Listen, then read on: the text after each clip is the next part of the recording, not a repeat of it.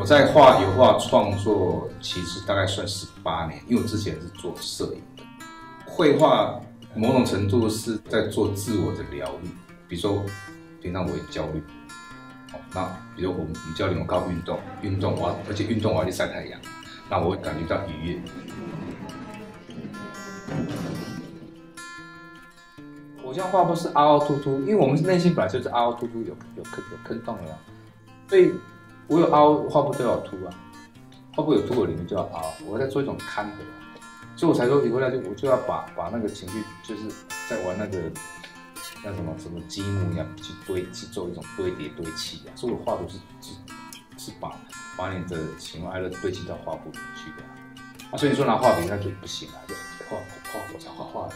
我在画画就不行了，可以啦，我可以试试看，现在就受不了。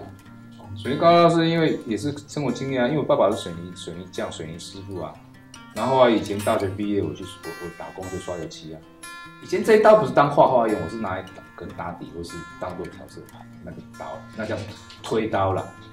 这种我们讲说画刀、皮刀那种推刀了，哎呀，然后后来是后来慢慢因为。刚开始我是用小画刀，后来慢慢的，因为你有几年很急，就太激动，你小画刀已经没办法处理那个情绪，所以才把那个大推刀用上去。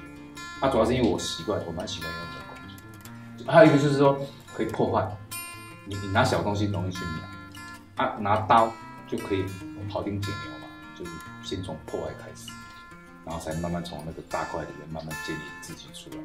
就从抽象开始，然后具象结束。我尽量不要有太多的描绘性，其实有点矛盾啊。跟画到后来是描绘性，可至少说我是放到后面，不是刚开始去描这个东西。所以我在画图其实是蛮抽象的，刚开始很抽象。比如说我们刚我回到那个刚才那几个阳光在脸上的样子啊，那我可能会从那个黄色直接脸上就给你砍刀，或是丢下去啊。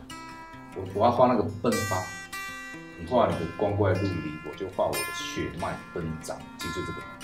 只要奔张到多么的喷发大部分我还是会收回来，除非是大作品。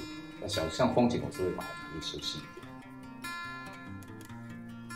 点。我希望阳光普照是放在外面，会留个心力给它做辨认。就但近看远看，那个风景是不一样。所以我保留近看的一些个人的迸发情绪张力出来，可是远看的风景跟那个光影，它远看是在的。这就回到还是算是很印象派。我一直很喜欢印象派，像莫内的画。